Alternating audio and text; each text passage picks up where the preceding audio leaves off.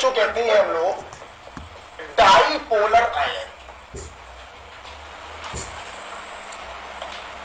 Jitter ion या dipolar ion ये भी बेटा बफर की तरह काम करता है। देखिए, क्या तुम लोगों ने बायो में एमिनो एसिड पढ़े? हम भी पढ़ाएंगे इन द चैप्टर बायोमोलिक्यूल, बहुत पढ़ाते हैं, ठीक है, देखना बस। तब अभी फिलहाल आपने बायो की बात करें तो एक कार्बन पर कार्बोक्सिलिक ग्रुप और उसी कार्बन पर एमीन ग्रुप, यही कहलाते हैं एमिनो एसिड। ठीक है, सुनना, हम लोग यूजली अल्फा एमिनो एसिड पढ़ते हैं। फंक्शनल ग्रुप के बगल वाला कार्बन अल्फा और उसी पर है NH2, अल्फा एमिनो एसिड। देखो बच्चों, हम लोग एमिनो एसिड पढ़ते ये जरूर है, लेकिन एमिनो एसिड इस रूप में एग्जिस्ट नहीं करता है। क्यों नहीं करता है इस रूप में एग्जिस्ट? आप खुद बताइए। अगर एक पिंजरे में शेर को बकरी के साथ बंद कर दें तो रात के बाद दूसरा दिन होगा तो पिंजरे में कौन बचेगा? बकरी को खा जाएगा। अगर एक पिंजरे में दो ऐसे लोगों को बंद कर दिया जाए जो आपस में रिएक्शन कर सकते हैं तो उनमें से कोई भी एग्जिस्ट नहीं करेगा, एक दूसरे को खा जाएगा। हाँ, एक ही मॉलिक्यूल के अंदर बेसिक पार्ट है और उसी के अंदर एसिडिक पार्ट है। क्या होता है, इन दोनों में आपस में रिएक्शन हो जाता है। एक प्रोटॉन डोनर है, एक प्रोटॉन एक्सेप्टर है। ये अपने H+ को इसको डोनेट कर देता है और डोनेट करने के बाद कुछ ये स्ट्रक्चर आपके सामने आता है।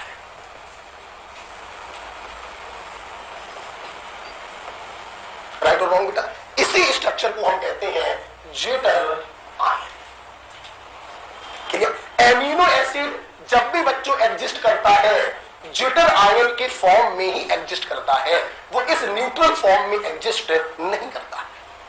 सुनते रहिएगा, लिखिए। जब मैं आपको बायोमोलिक्यूल पढ़ाऊंगा तो मैं आपको ये सिखाऊंगा कि ऐसा हमेशा नहीं होता है कि एक एसिडिक पार्ट है, एक बेसिक पार्ट है और जुटर आयन बन जाए। ऐसा हमेशा नहीं होता है, इसकी भी कंडीशन होती है। जैसे एलिफेटिक एमिनो एसिड से जुटर आयन बनते हैं, लेकिन एरोमेटिक एमिनो एसिड से जुटर आयन नहीं बनते। तो वो कंडीशन क्या है बेटा? जब बायोमोलिक्यूल पढ़ाएंगे तब बताएंगे। अभी फिलहाल इतना समझ लीजिए, इसने प्रोटॉन दिया, इसने प्रोटॉन लिया और ये जुटर आयन बन गया। सुनते रहिए। इसे डाईपोलर आयन भी कहते हैं।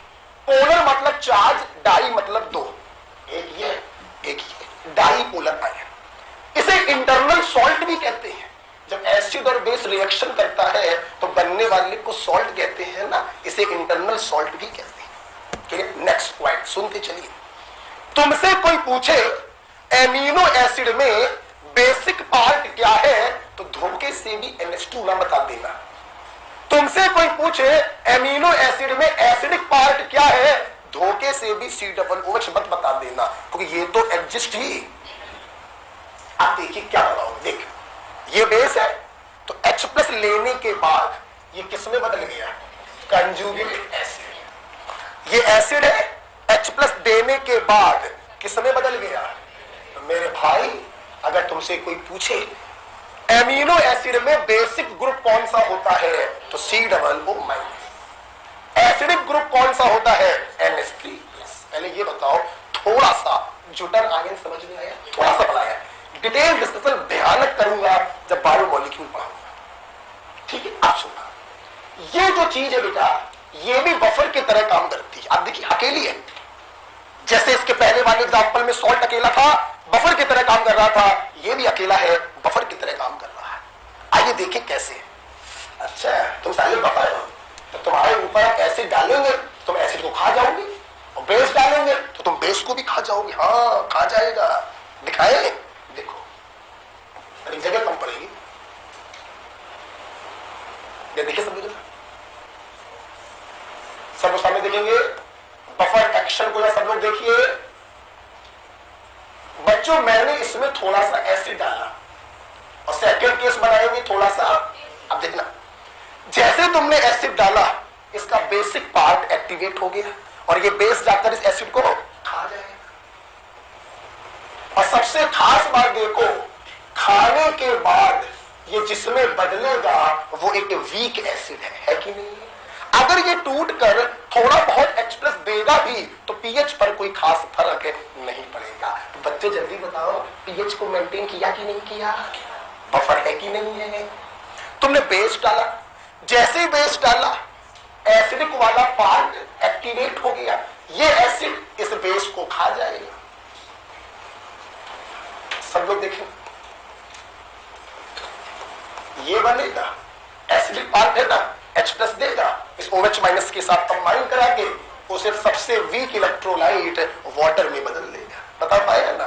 तो जब इसने बेस को खाया तो जो इसने बनाया वो बहुत ही वीक इलेक्ट्रोलाइट है, टूटेगा भी तो क्या फर्क पड़ेगा। आप देखिए, इसने अपनी पीएच को मेंटेन किया। Yes, it work like a buffer solution. Acid को डालने पर उसको भी खा लिया, बेस को डालने पर उसको भी खा लिया। हाँ, ये कैसे काम कर रहा है? बफर सॉल्यूशन की तरह काम कर रहा है। गलती से वहां पे H+ लिख दिया था, इस पे तो कोई फर्क नहीं पड़ेगा ना जब ये इसको खाएगा। ठीक है, 2 के से H लिख दिया था, माइनस कर दिया। ठीक है बेटा, ओके। तो ये भी खत्म होता है। बफर सॉल्यूशन के 2 केस पढ़ रहे हैं। पहला केस, हैविंग ओनली 1 कंपाउंड, ठीक है, जिसमें 2 एग्जांपल पढ़े, salt of weak acid and week base, और दूसरा एग्जांपल पढ़ा जिटर आयन। ठीक है, क्या बच्चों आपको बफर एक्शन समझ में आया? ये कैसे अपनी पीएच को मेंटेन करते हैं ये समझ में आया? ठीक है, डाले गए एसिड और बेस को खा लेते हैं और इतने वीक इलेक्ट्रोलाइट में बदल जाते हैं कि जिनके टूटने से कोई फर्क नहीं पड़ता। ठीक, तुम लोग को बैलेंसिंग में बड़ा इंटरेस्ट रहता है, हम देख रहे हैं, तो अपने आप चाह कर हो गया होगा कि हमने कहीं पे CS2 लिख दिया, वो लिख दिया है, कुछ और नहीं दिख रहा होगा इनको, लेकिन वो कार्बन की वैलेंसी 5 जरूर दिखती है और हर क्लास में दिख जाती है। क्लियर हो गया? अब बच्चों हम लोग पढ़ने जा रहे हैं बफर के दूसरा केस, जिसमें 2 मॉलिक्यूल मिलकर बफर को मेंटेन करेंगे। अभी तक 1 मॉलिक्यूल था, अब कितने होंगे? 2। दूसरा केस पढ़िए, हैविंग 2 कंपाउंड। आवाज मतलब करिए, बस फील करिए। हैविंग 2 कंपाउंड, देखिए मेरी बात सुन लीजिए बच्चों, जब 2 कंपाउंड मिलकर बफर को मेंटेन करते हैं तो इनको बनाने का सबसे बढ़िया तरीका होता है, एक ले लो weak electrolyte, either weak acid और वीक बेस, और इसमें डाल दो, पढ़ा चुका हूं, it's salt with strong counterpart. समझ में आ गया? अभी नहीं आया? नहीं, मैं नहीं मानूंगी, मैं तो बताऊंगी। जैसे यहां ले लिया वीक एसिड, तो इसमें डालोगे इस वीक एसिड का स्ट्रॉन्ग बेस के साथ बना सॉल्ट, वो मिक्सचर काम करेगा बफर सॉल्यूशन की तरह। या इसको ले लो वीक बेस और सॉल्ट डालोगे इस वीक बेस का स्ट्रॉन्ग एसिड के साथ बना हुआ, तो वो मिक्सचर काम करेगा बफर के तरीके।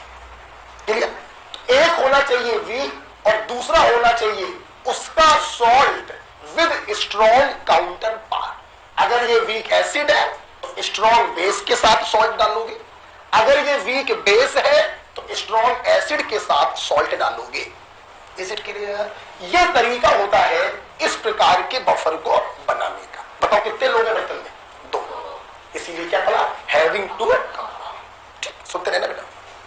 अगर ये वीक वाला पार्ट एसिड है तो नाम पड़ जाता है एसिडिक बफर, और अगर ये वीक वाला पार्ट बेस है तो नाम पड़ जाता है बेसिक बफर। ठीक है, देखिए तो इसमें भी बच्चों पहला एग्जांपल हो गया एसिडिक बफर का, इसमें भी बच्चों पहला एग्जांपल हो गया एसिडिक बफर का। कैसे बनेगा acidic buffer? Week acid plus its salt with, बच्चों बोलो, स्ट्रॉन्ग बेस। ठीक है, वीक वाला जो लेते हो वही उसका नाम पड़ जाता है। तो सुनो, ये ठीक है। और के बाद एक लाइन छोड़ देना, बस बाद में बताएंगे, पहले इसको देखते हैं, फील कर लेते हैं। देखो, जैसे बच्चों मैंने वीक एसिड ले लिया HCl, ठीक, और अब मैं इसका सॉल्ट डालूंगा किसी स्ट्रॉन्ग बेस के साथ। तुम बताना सही लिखा या गलत? सही लिखा गलत? किस स्ट्रॉन्ग बेस के साथ मैंने इसका सॉल्ट बनाया है? NaOH। HCl ले लिया, NaOH, सॉल्ट क्या बना? NaCl डाल दिया। तो weak acid plus its salt with strong base, this mixture work as acidic. और फील करो ना, एक बार और देखो ना, हमने वीक एसिड ले लिया H2CO3 और इसका NaOH के साथ सॉल्ट बनाया NaHCO3, it work as acidic buffer. हाँ या ना? मैंने वीक एसिड ले लिया CH3COOH, तुम बताना जो लिख रहे हैं वो सही या गलत है?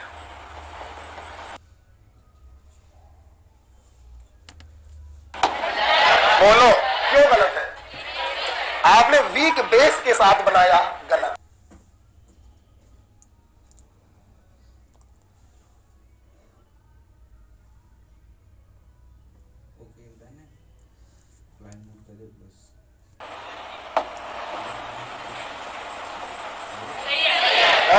क्यों सही है?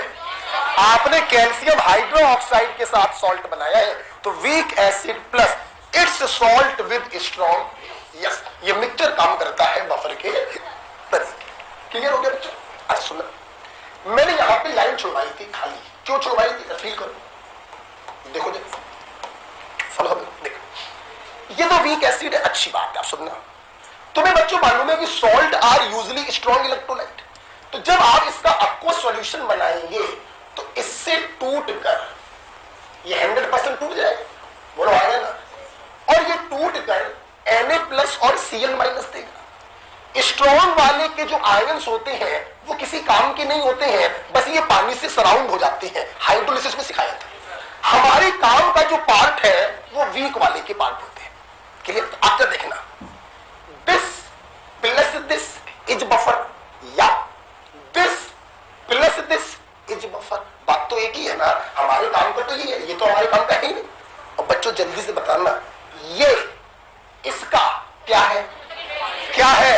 हाँ, बस मैं यही सिखाना चाहता था बच्चों। ये जो डेफिनेशन तुमने लिखी है ये किताबी डेफिनेशन है, जो किताबों में लिखी मिलती है 11th-12th की बुक्स में, week acid plus its salt with strong base. Modern तरीका होता है week acid plus its conjugate base. ये ओल्ड डेफिनेशन है और ये मॉडर्न डेफिनेशन है।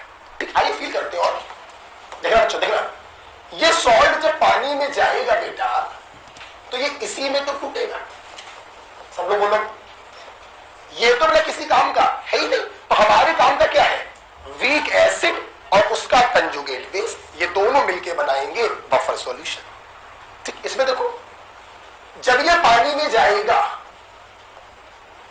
तो ये एसीटेट आयन और कैल्शियम आयन में टूटेगा।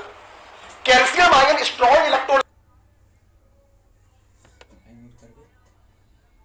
एसिड और उसका कंजुगेट बेस, यस, ये दोनों मिलकर बनाते हैं बफर सॉल्यूशन। अब बोलो सहमत हो? चलो कि पूरी क्लास लिख लिखते बोलोगी। एसिडिक बफर बनाने के पुरानी और नई दोनों रास्ते बताओ। Weak acid plus its salt with strong base या weak acid plus its conjugate base. Okay, ठीक है, लिख लीजिए।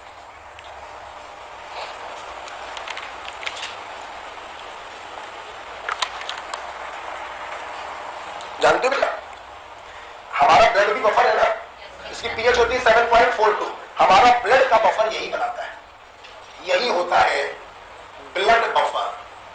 बफर तुम लोग लिख लेना, जगह नहीं, यही होता है ब्लड बफर। H2CO3 और बाइकार्बोनेट मिलकर बनाते हैं ब्लड बफर। ठीक है बच्चों? आगे बढ़े। हम तो हमेशा अपने बच्चों से कहते हैं ओल्ड डेफिनेशन का इस्तेमाल कम किया करो, मॉडर्न का इस्तेमाल ज्यादा करो। इजी भी होता है और बिल्कुल 100% एक्यूरेट भी होता है। Week acid plus its conjugate base, ठीक है, ऊपर कर सकते हैं इसको। अब ठीक है बेटा, बताना पूरी क्लास चालू हो जाओ। ये दिया, देखो जरा फील लाओ जरा।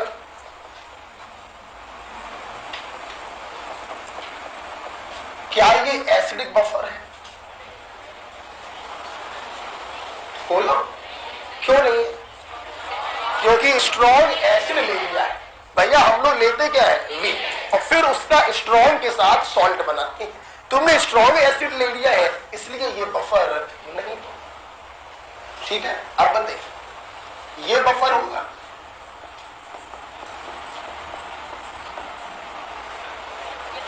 बोलो नहीं होगा। वीक एसिड है और KOH स्ट्रॉन्ग बेस के साथ सॉल्ट है, ये तो एसिडिक बफर होगा। पढ़ाई करिए, है ना। इस बैच का मामला बहुत गड़बड़ है ना। 10-5 बच्चों को छोड़ सब गड़बड़ है। ऐसे क्वेश्चनों में टाइम लगा रहे हो तो फिर यार क्या करेंगे? मैं देखता हूं आरबल में तो बहुत तेज आंसर आते, बहुत तेज।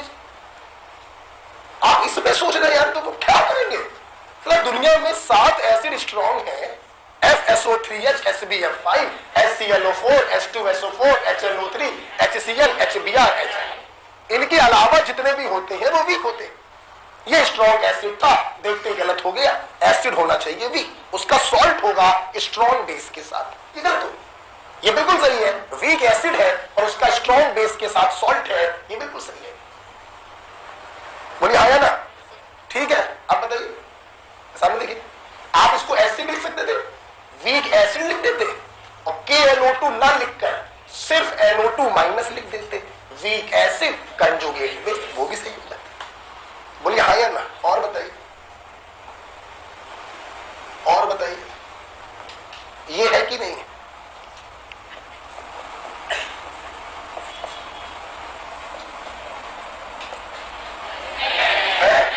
है कि नहीं है? नहीं है?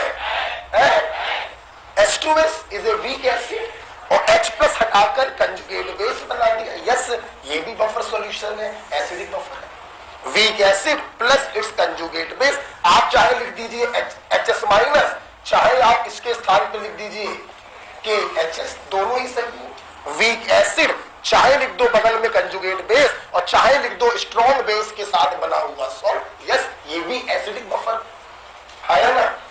जरा आप बताइए,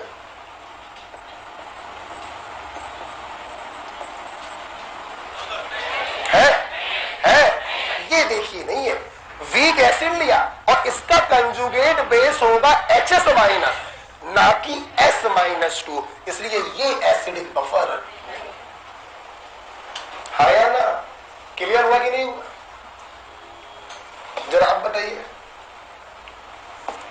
आप बताना है या नहीं?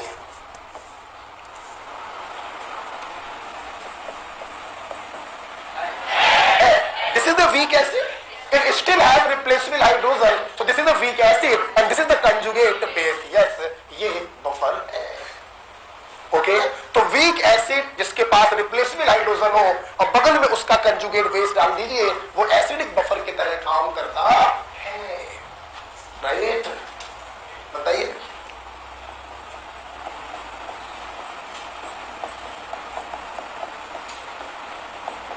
बफर होगा कि नहीं? बोलो। Yes, H2PO4 minus replaceable hydrogen अभी 2 है इसके पास, तो ये वीक एसिड हो गया और ये बगल में इसका कंजुगेट बेस है, ये भी एसिडिक बफर है। लेकिन बच्चों अगर H2PO4 माइनस में PO4 माइनस 3 डाल देता तो वो बफर है। क्लियर? तो काफी सारे एग्जांपल हम लोगों ने करके देखे, weak acid plus conjugate base या weak acid plus its salt with strong base, जो चाहो वो आप बोल सकते हैं। क्लियर? एसिडिक बफर क्लियर हो गया? चलिए, बिल्कुल ऐसे ही बच्चों होता है बेसिक बफर। ये देखिए हमने कितने एग्जांपल आप लोगों को करवाए हैं। 1 2 3 4 5 6 7 8। क्लियर हुए कि नहीं हुए? अब इतने एग्जांपल से आई होप कि आपको ये क्लियर हो गया होगा एसिडिक बफर हम कैसे बनाते हैं। पूरी क्लास तैयार है? क्या मैं आगे बढ़ सकता हूं? दूसरा एग्जांपल लेंगे। बेसिक बफर बनाना बहुत ही आसान होगा। आप अगर देखें, एक होता है वीक पार्ट और बगल में डालते हैं उसका salt with strong counter part. जब एसिडिक बफर बनाना था तो वीक हो गया एसिड और सॉल्ट डाल दिया स्ट्रॉन्ग बेस के साथ। आया ना? अच्छा, एक बात और दिमाग में आ रही बच्चों, एसिडिक बफर को एसिडिक बफर कहने का रीजन ये भी होता है कि इनकी पीएच हमेशा 7 से कम होती है। तो क्या होती है? 7 से कम। ये ध्यान रखिए, इनको एसिडिक कहने का एक रीजन ये भी होता है कि इनकी पीएच हमेशा 7 से कम होती है। ठीक है, चलिए अब तुम लोग बता दो जरा, अगर समझ में आए बेसिक बफर कैसे बनाओगे? Weak base plus its salt with strong acid, या मॉडर्न तरीका बताओ, weak base plus its conjugate acid. हाँ या ना? पॉइंट क्लियर हुआ? चलिए, पहला तो हो चुका एसिडिक बफर, इसको हटा देना, कोई यूज नहीं इसका। दूसरा पढ़ लेते हैं इसी में, बेसिक बफर। बेसिक बफर सब लोग देखेंगे, बनाने का तरीका फिर से वही है। वीक बेस लेंगे plus its salt with strong acid, या फिर मॉडर्न स्टाइल में बोलेंगे weak base plus its conjugate acid. बोलो है ना? जैसे देखिए बेटा, जैसे देखिए बताया जाए, जैसे मैंने ले लिया, पहले बताओ पहला कंपोनेंट सही लिया या गलत? सही या गलत? Ammonia is a weak base, सही। अब बगल में इसका सॉल्ट डालना है स्ट्रॉन्ग एसिड के साथ, देख के बताना सही या गलत है? सोच लो, सोच लो। यस, इसका मैंने HCl के साथ सॉल्ट बनाया है, बिल्कुल सही है।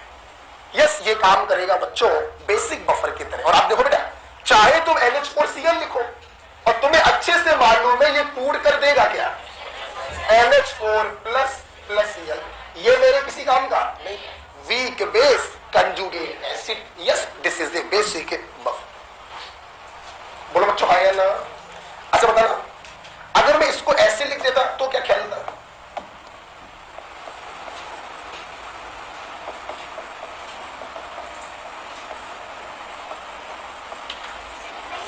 बोलो, तो भी सही होता।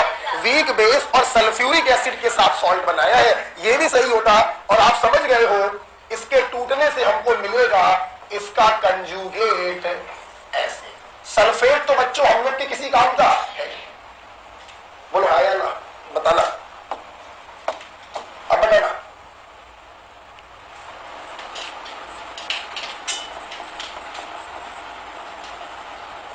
पहला कंपोनेंट सही या गलत? सही है, वीक बेस है। बोलो हाँ या ना?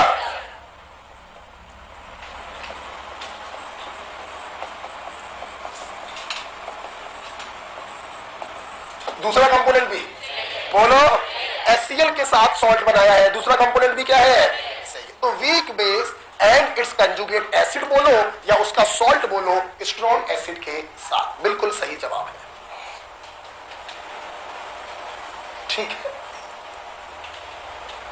कुछ सीखे कि नहीं सीखे? बफर को सीख गए बेटा? चल, क्या मैं आगे बढ़ूं? लिख लिया सब लोगों ने? देखो बेटा, अब जब हम लोग बफर पढ़ लेते हैं तो अब हमारे सामने अगला क्वेश्चन होता है कि बफर सॉल्यूशन की हम पीएच कैसे निकालें। अच्छा, एक बात लिख लीजिएगा कि अगर ये बेसिक बफर है तो इनको बेसिक कहने का रीजन है कि इनकी पीएच 7 से ज्यादा। अब बेटा हम लोगों का अगला क्वेश्चन ये आता है कि एसिडिक बफर की पीएच 7 से कम होती है, बनाना तो सीख ही गए। बेसिक बफर की पीएच 7 से ज्यादा होती है, बनाना तो सीख ही गए। तो इनकी पीएच हम कैसे निकालें, ये मेरा अगला क्वेश्चन होगा। तो बेटा हम लोगों ने आज ये पढ़ा कि बफर सॉल्यूशन दो प्रकार से हम लोगों ने बनाई, पहले हम लोगों ने बनाया हैविंग ओनली वन कंपाउंड। उसमें दो एग्जांपल पढ़े, salt and weak acid and week base, और दूसरा एग्जांपल पढ़ा जुटन आयन। दूसरा केस पढ़ा हैविंग टू कंपाउंड, उसमें भी दो केस पढ़े, एसिडिक बफर और बेसिक बफर। पूरी क्लास में देखिए एसिडिक बफर कितना बसा वीक एसिड प्लस सॉल्ट और strong base, mono technique week acid plus strong base. Basic buffer कितना बसा वीक बेस प्लस सॉल्ट और स्ट्रॉन्ग एसिड, और mono technique weak base plus strong acid. तो सर देखिए बच्चों, जब हम लोग इतना पढ़ लेते हैं तो अब जरूरत ये है कि भाई एसिडिक बफर की पीएच 7 से कम होती है, बेसिक बफर की पीएच 7 से ज्यादा होती है। तो सवाल ये है 7 से कितनी कम या 7 से कितनी ज्यादा। मतलब हम बात करने जा रहे हैं एग्जैक्ट कैलकुलेशन ऑफ पीएच। तो अगला हमारा पॉइंट है pH calculation.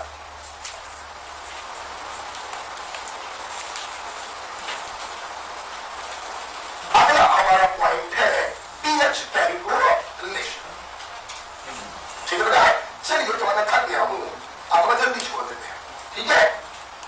Okay, pH calculation हम लोग कल पढ़ेंगे, राइट। प्रस्तावना करने को थोड़ी करना, थक गए, पढ़ाने में थक गए, बट क्वेश्चन बताने में थोड़ी थके, है ना। चलिए, क्या क्वेश्चन पूछोगे क्या है? तुम लोग भी थकते हो क्या? तुम लोग की अपनी एनर्जी होती कब है? चलिए, अच्छा ये बताइए, आज बफर कुछ समझ में आएगा? प्रयास करिएगा हमारे साथ कदम से कदम मिला के अगर आप चले तो कुछ अच्छा हो जाए। कल हम लोग सुन लो ना, कल हम लोग बच्चों पढ़ेंगे बफर के ऊपर न्यूमेरिकल क्वेश्चंस करेंगे, क्या करेंगे? और कल हम लोग पढ़ेंगे इंडिकेटर, मैं और मेरी प्यारी पड़ोसन। कल आएगा, ठीक है। तो कल लास्ट क्लास होगी ओवर बफर एंड इंडिकेटर, और परसों से चालू करेंगे सॉल्युबिलिटी। घर पे जाओ, घर देखो, अगर देखा जाए तो आज अच्छा भी ये पता ही होगा बच्चों, सॉल्ट हाइड्रोलिसिस तो हो गया ना पूरा, तो उस पर क्वेश्चन तो कर लो, उस पर क्वेश्चन तो कर लो।